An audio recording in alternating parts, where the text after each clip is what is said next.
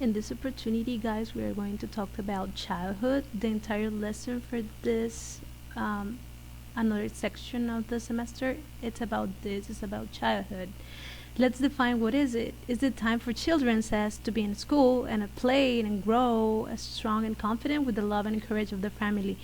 When we talked about this childhood, we remind our early ages when we were from 3, 4 years old till 10, 12 years old, the best time of our lives, and when we experience a lot of things. Well, for talking about childhood, we need to talk about some specific structure, vocabulary, and things that we're going to use to talk about this. Let's start by talking about some vocabulary, some games of things that we use to play when we were a child, like hopscotch, like hide and seek, checkers, puzzle, video games, puppets, stuffed animals. Like hopscotch is like peregrina, hide and seek is escondelero, like that, like checkers, like damas, puzzles, like video games, puppets. And stuffed animals is like animales de peluche. It's not like teddy bears. Like stuffed animals refers to any other types of of these things like animales de peluche o cualquier cosa que sea de peluche. Like that's a stuffed animal. Activities like suck my thumb is like chuparse el dedo, like take a nap, like dormir, right? And we have another like pranks, play marbles with dolls, watch cartoons, jump the ropes.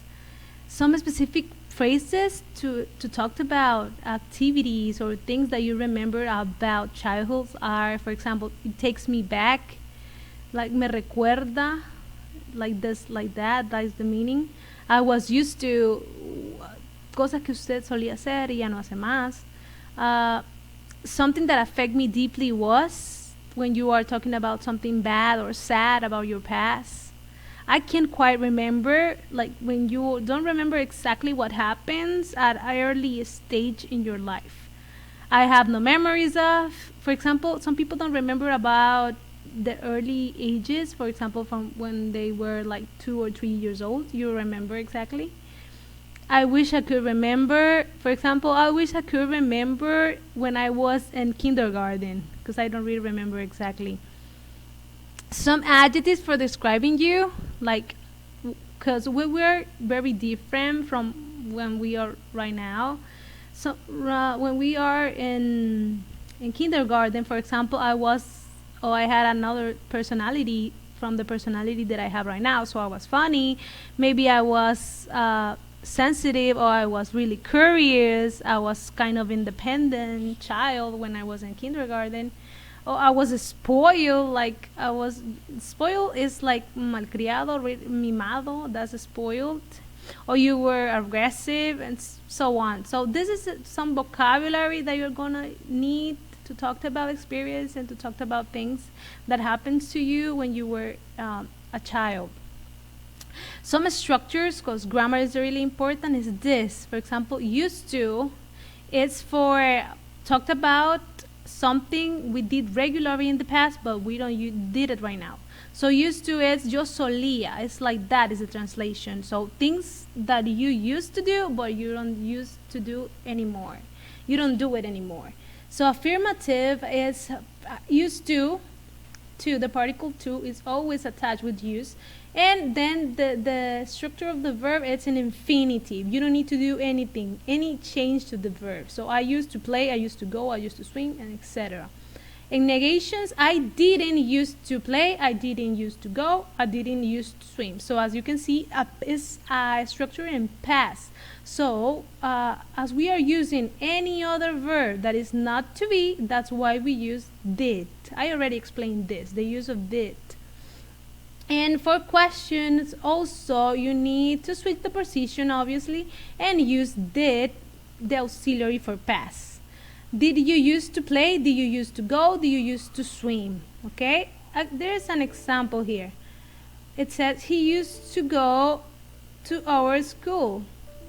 He used to be overweight, but he became she a model last year. So he used to go to our school. It's indicating that this person did this activity in the past, but the person is not do it anymore. So that is the use to form, okay, and the way you have to use it. Then we have another structure which is past simple. Obviously, we already know about past simple and when you have to use it. Remember that to be, when you're talking about past simple using to be, you don't need anything else. For negations, you only need not, no auxiliaries, only not, and for questions, you only have to switch the position and that's it. They were friends, they weren't friends, they weren't friends, were they friends?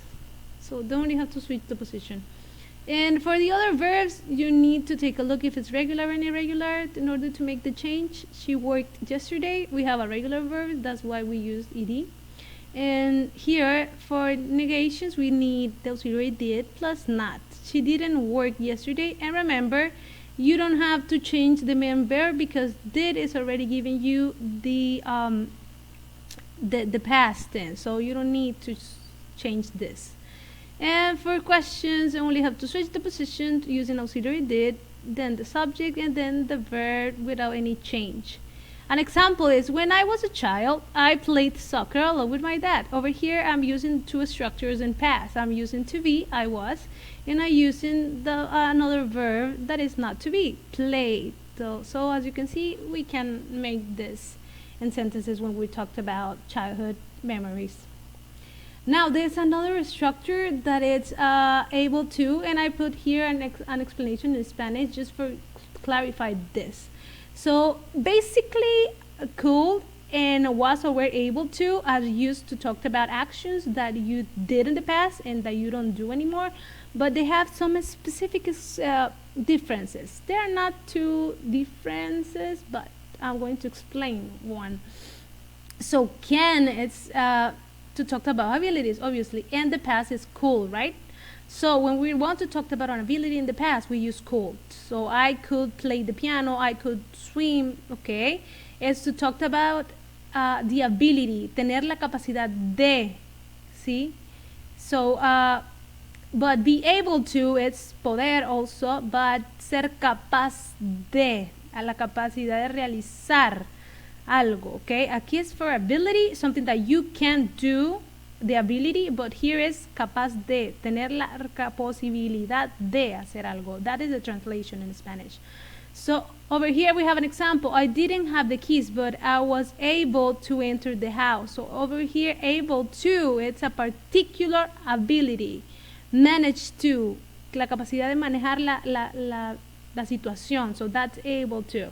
But here, and cool, when he was 5, he could speak 3 languages, the general ability. So he could speak.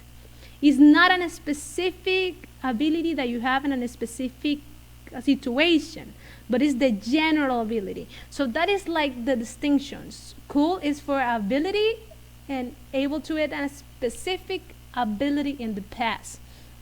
Here you have more examples here.